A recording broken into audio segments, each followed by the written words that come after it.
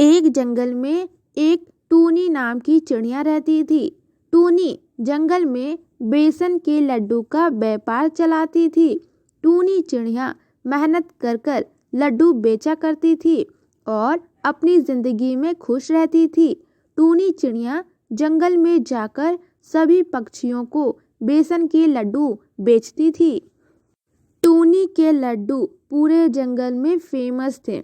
टूनी के बनाए हुए बेसन के लड्डू जंगल में सभी पक्षियों को बहुत पसंद आते थे।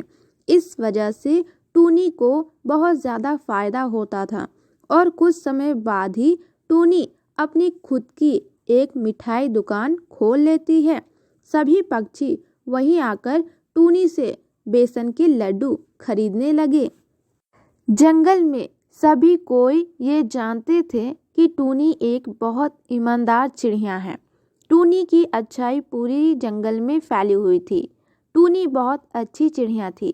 वह हमेशा दूसरे पक्षियों की मदद करती थी। हर दिन टूनी के दुकान पर एक चिड़िया आती थी। उस चिड़िया का नाम रानी चिड़िया था।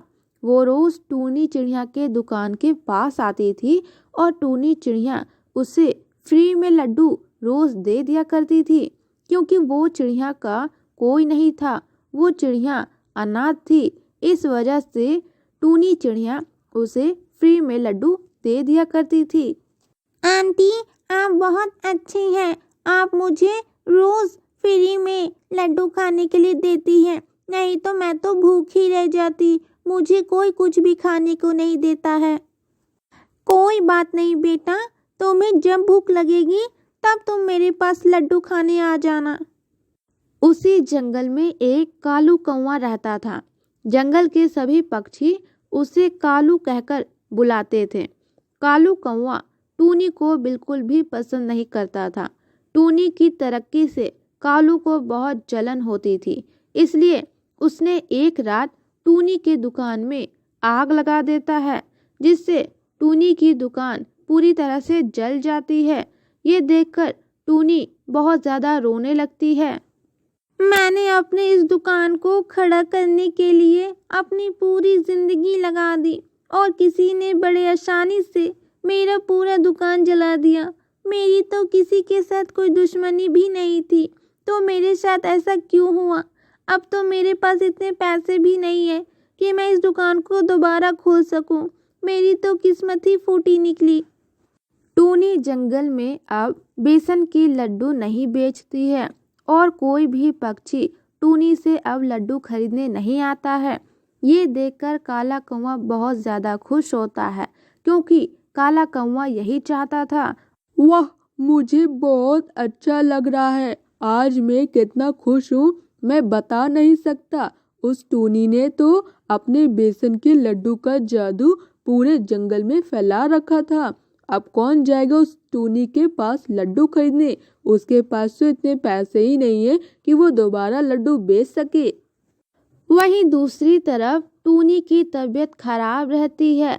रानी टूनी के लड्डू का इंतजार करती है, लेकिन टूनी बहुत दिनों तक लड्डू बेचने नहीं आती है।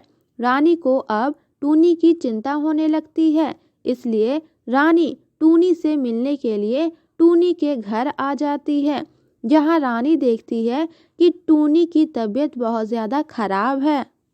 क्या हुआ आंटी, आप इस तरह से लेटी क्यों हैं? आपकी तबीयत तो ठीक है ना?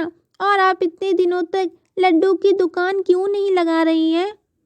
टूनी रानी को सारी बात बताती है और फिर टूनी रानी से कहती है, बेटा, तुम मेरा एक काम करोगी? मैंने कुछ दिनों से खाना नहीं खाया है। ये लो कुछ पैसे, मेरे लिए बाहर जाकर कुछ खाने के लिए ले आओ बेटा। तभी अचानक से रानी एक मामूली चिड़िया से एक जादुई चिड़िया में बदल जाती है और टूनी ये सब देखकर हैरान रह जाती है। तभी रानी टूनी से कहती है, टूनी, तुम्हें परेशान होने की कोई ज़रूरत नहीं है। मैं कोई आम चिड़िया नहीं हूँ, मैं एक जादुई चिड़िया हूँ। जो भी पक्षी के मन में छल नहीं होता है और जो भी पक्षी अपने से पहले दूसरों के बारे में सोचते हैं, मैं उन पक्षियों की मदद करती हूँ और मैंने देखा है कि तुम एक बहुत अच्छी चिड़िया हो जो अपने से ज़्यादा दूसरों की भलाई चाहती हो। ये लो, ये एक जादुई बेसन का लड्डू है। इसका आधा हिस्सा तुम खा लेना और आधा हिस्सा अपने खेत में लगा देना, फिर तुम्हारी सारी परेशानियां खत्म हो जाएगी। इतना कहकर वो जादुई चिड़िया वहाँ से चली जाती है। टूनी चिड़िया उस लड्डू को खा लेती है। लड्डू खाते ही टूनी चिड़िया की सारी कमजोरियां खत्म हो जाती है और फिर टूनी बेसन के लड्डू के आधे हिस्से को खेत में लगा देती है। सुबह जब टूनी अपने खेत में आती है तो वो देखकर हैरान हो जाती है, क्योंकि वहाँ एक बहुत बड़ा लड्डू का पेड़ होता है। उस पेड़ में बहुत सारे लड्डू उगे हुए होते हैं।